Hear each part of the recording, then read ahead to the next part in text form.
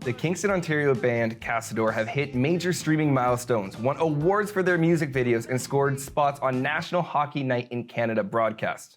You can experience their dirty, raw, and celebratory style of rock and roll at the Broom Factory on Valentine's Day. Joining me in studio are vocalist / guitarist Cameron Wyatt and bassist Boris Baker. Thank you both for joining me today. Yeah, of course. Thanks for having us. What really inspired you to book a show at the Broom Factory? The Broom Factory, in my opinion, is the perfect venue that the city has needed for a while. It's like a purpose-built venue. It's not just like, it's also a bar that when you're sound checking, the patrons are kind of still there. It's set up for shows. It's always all ages. It's run by great people. It sounds good. There's good green rooms for the band as well. Yeah.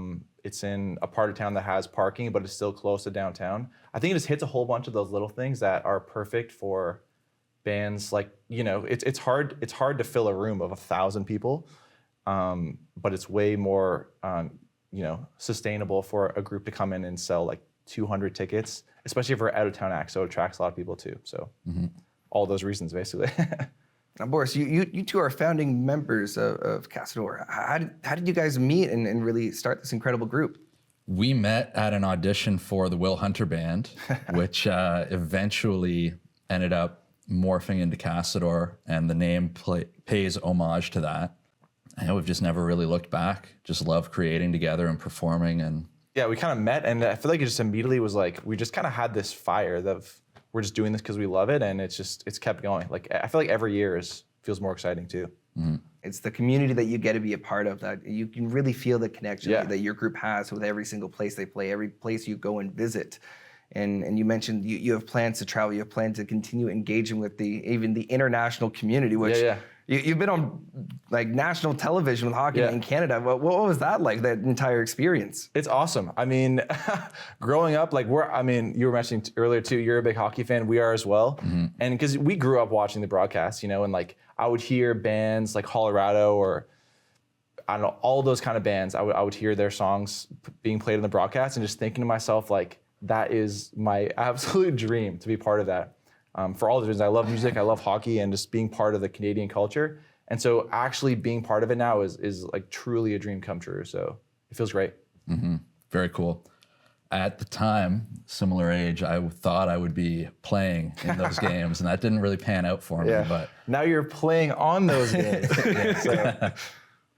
You were right in some capacity. Like, I'm going to make it there. I'm going to make it there.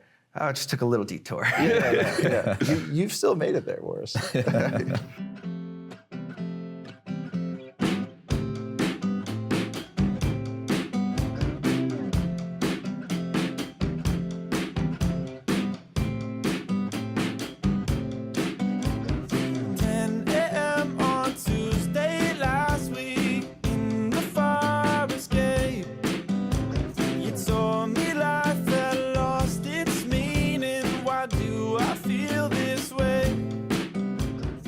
Can you talk about the creation of your music videos? There's a lot of emotion that is clearly conscribed in them, and a lot of deeper meaning between the songs.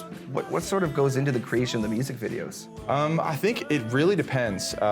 One, like what the song is about, what we want to convey, what the lyrics mean to us, and then who we're working with as well. Because while we like making videos, we are not like film people, but we can kind of convey the emotion of the song and the story, and then we work with people that can kind of bring that to life and find something that can truly convey, what we want to put into the song and what we can get out of it.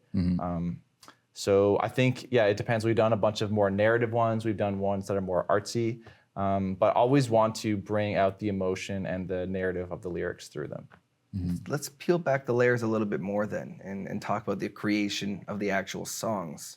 Well, what does the process look like when you're coming up with a new thing? Does it just all flow naturally? Is there some sort of like, I want to do this, but trying to find the right puzzle pieces to fit? It's a hard question to answer because it's so different. Like some songs we've had, in the canon for years. Like we wrote something, we have a song called Butterflies that we started writing years and years ago, but never really found its mark. And then something hit later.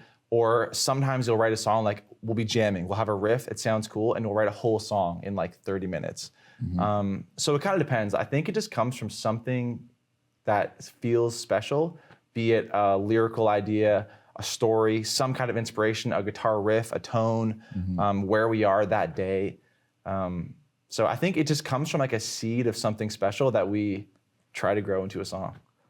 Boris, playing bass, that's like a backbone of any song you listen to, and it's that track that can still keep there or make a prolonged note just really emphasized. Is there anything you take within the creative process to go and add your extra mark to any song you're in?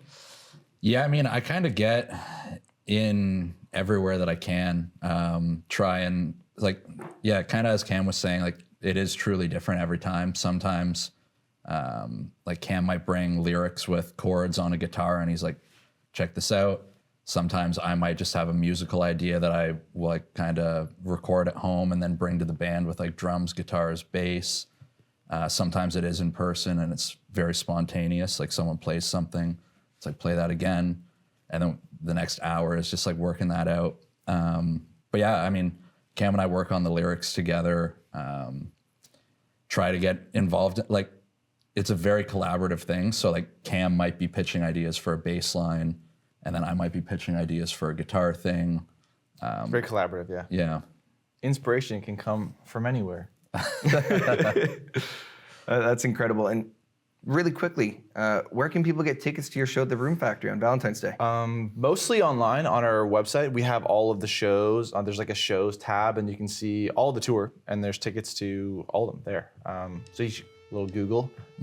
Or if you can't find them, you can send us a message on Instagram or Facebook. We're very contactable. Yeah. But it's online mostly, yeah. That's incredible. Thank you both so much for Yeah, coming thank in. It's you. been amazing chatting and I'm looking forward to the show on Valentine's Day. Yeah, thanks. Thank you.